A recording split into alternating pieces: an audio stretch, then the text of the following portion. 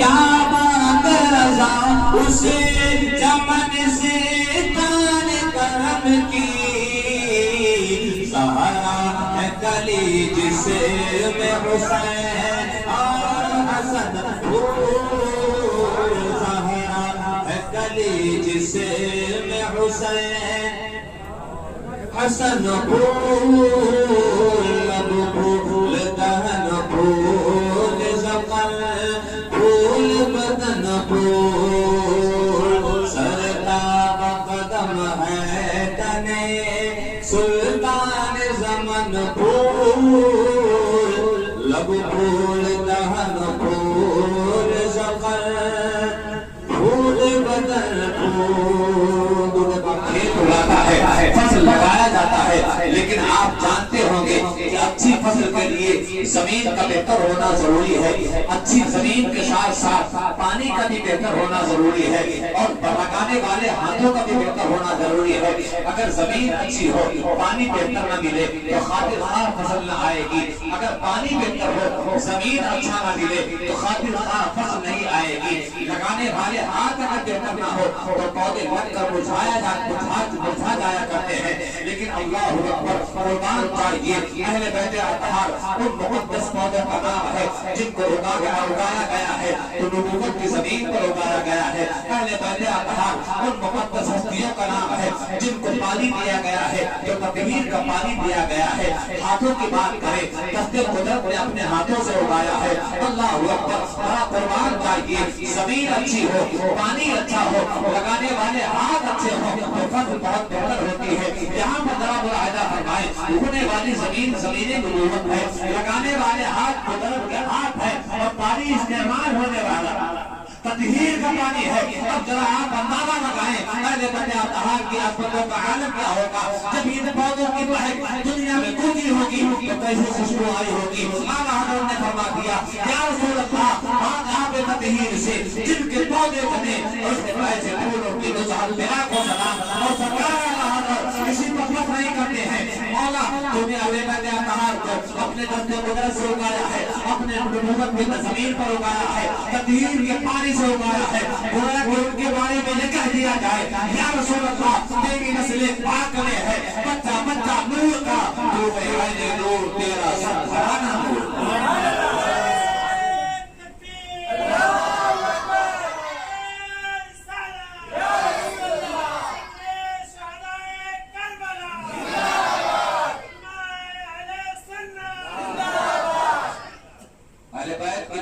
ایمان کی نشانی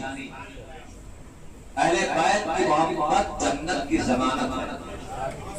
اہل بیت کی محبت ایمان پر خاتمے کی دلیل ہے اور اہل بیت کی محبت میں جو مطلع ہے اللہ ان کی قبروں کو صرف قبر نہیں چھوڑتا بلکہ انہیں مزار بنا دیتا ہے جان لینا کہ جہاں جہاں مزار ہے وہاں اہل بیت کی محبت ضرور ہے انشاءاللہ عزیز آنے والے دنوں میں مکمل حدیث مبارکہ آپ کو میں پڑھ کر سناؤں گا اور اس کا ترجمہ سناؤں گا کہ اہل بیت کی محبت کا سیرہ کیا ہے بہت سارے انعامات اللہ کے محبوب صلی اللہ علیہ وسلم کے فرمان کے مطابق اہل بیت کی مودت اور محبت میں ہمیں ملتا ہے اور انسان کو کیا چاہیے ہر انسان جیتا اسی لیے ہے کہ اسے ایک دن مرنا ہے اور مرنا ہے تو چاہتا ہے کہ ایمان پر خاتمہ ہو جائے موت سے پہلے توبہ کی توفیق ہو جائے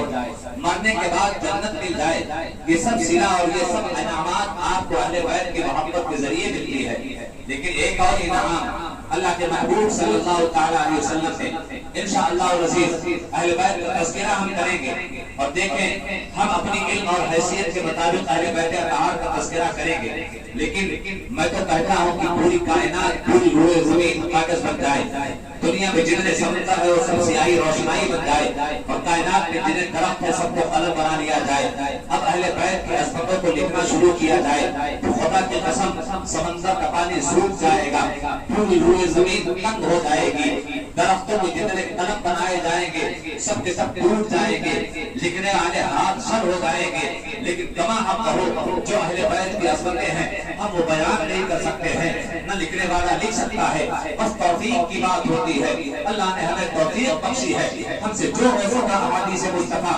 قرآن کی آیتوں کی روشنی میں اہل بیت اطہار کی تذکرہ اور ان کی عظمتوں کو ہم بیان اور سماعت کریں کریں گے اہل بیت سے محبت کیا ہے۔ آئیے ہم دنیا بھر میں جتنے عمل کرتے ہیں، ہم نماز پڑھتے ہیں، ہم روزہ رکھتے ہیں، ہم قرآن کی تلاوت کرتے ہیں، حج و عمرہ کرتے ہیں، دوسرے دیگر اچھے کام کرتے ہیں، دنیا میں جتنے اعمال ہیں ان میں کسی اعمال میں جنت کی ضمانت تو دی گئی ہے، لیکن اس بات کی ضمانت نہیں دی گئی ہے کہ اس عمل کے بدلے آپ جنت میں جائیں گے، لیکن جنت میں کس درجے میں ہوں گے۔ آئیے ذرا ملاحظہ فرمائیں اہل بیت کی مودت، اہل بیت کی محبت کتنی عظیم دریافت ہے۔ اہل بیت کی محبت سے ہمیں کیا صلہ ملتا ہے۔ آقا کریم صلی اللہ تعالی علیہ وسلم کا فرمانے والی شان سماعت کرے۔ ترمذی شریف کی حدیث مبارکہ اس کا خلاصہ میں آپ سامنے کا حضرات کے سامنے رکھ رہا ہوں۔ میرے آقا نے فرمایا جو لوگ دنیا میں میری آل سے محبت کرتے ہیں، جو لوگ دنیا میں میرے اہل بیت سے محبت کرتے ہیں، محبت کا اظہار کرتے ہیں اور اسی محبت اور محبت کے ساتھ ان کا خاتمہ بھی ہوتا ہے،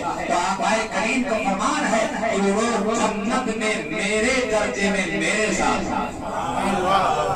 جنت میں جائیں گے اور حضور کے درجے میں حضور کے ساتھ ہوں گے۔ اللہ اکبر۔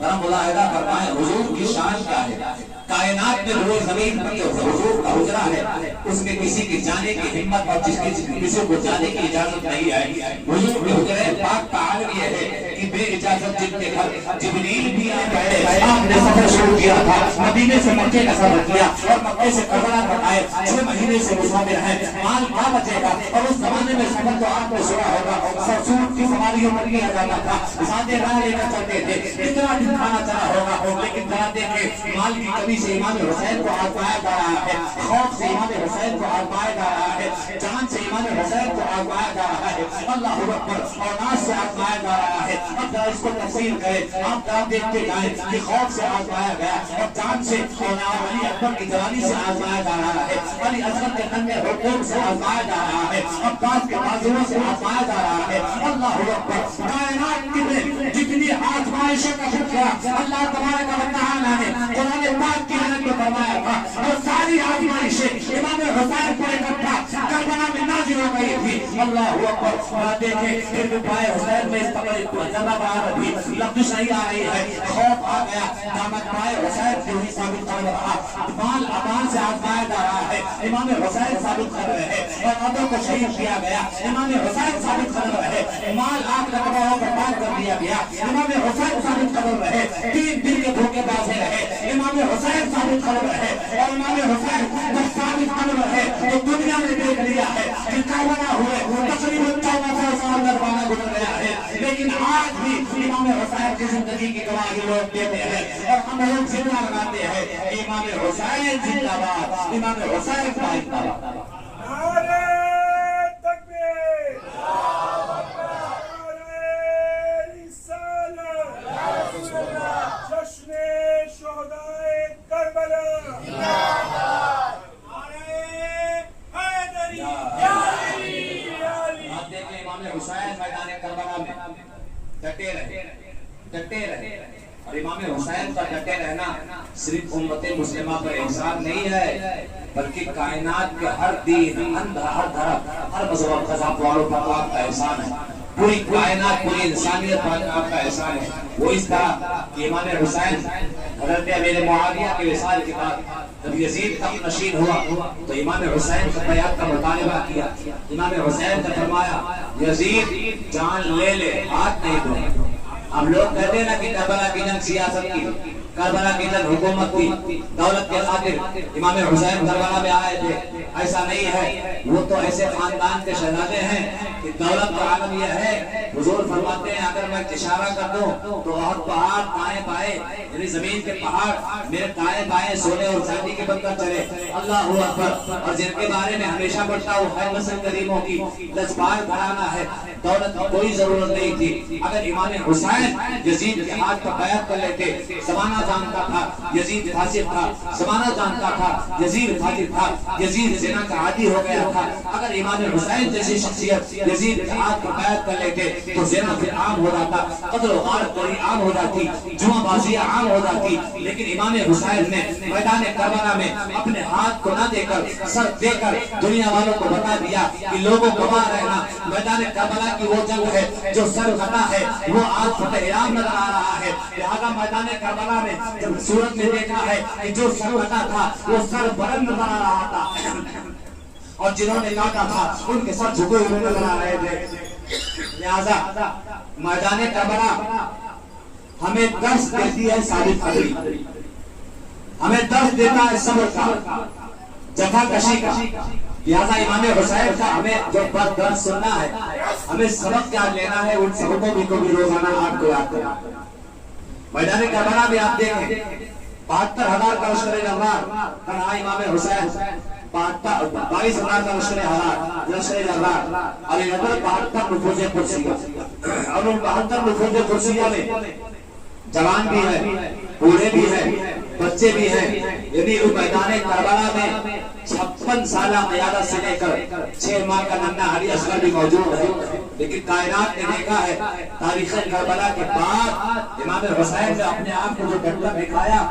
3 سال کا عرصہ نہیں گزرا تھا کہ یزید اور یزیدیت ختم ہو گئی. لہذا ہمیں درس کیا مل رہا ہے کہ اگر جھوٹ بولا جائے تو آپ کھڑے ہو جاؤ, ظلم کا بازار گرم ہو جائے تو آپ کھڑے ہو جاؤ, مکاریاں اور ہنگاریاں جب آپ عام ہو جائے تو آپ کھڑے ہو جاؤ. اگرچہ ہم ظلم کا خاتمہ نہیں کر سکتے ہیں, لیکن اگر ہم ڈٹ کر کھڑے ہو جائے, مقابلے کے لیے کھڑے ہو جائے, اگرچہ ہم اس کو ختم نہیں کر سکتے ہیں, تو یہ تو ہو سکتا ہے کہ ہماری آنے والی نسلیں اس ظلم کو, اس برائی کو پہچان لیں گی, اور انشاءاللہ ایک دن ضرور آئے گا کہ ہمارے آنے والی نسلیں ان برائیوں کا خاتمہ کریں گی. لہذا میدان کربلا میں دیکھیں 3 سال کے رانی, 3 سال کا مکمل عرصہ نہیں گزرا تھا. جتنے یزیدی تھے مختار سختی نے سب کو تہہ دیکھ کر دیا تھا, اور بعد میں خود مختار سختی نے نبوت کا دعویٰ کر دیا تھا. لہذا جیسے کو پیسہ مل گیا, کیا پتا چلا کربلا ہمیں یہ درس دیتا ہے کہ حق کی شہادت کے بعد ظلم کی عمر زیادہ سے زیادہ 3 سال ہے.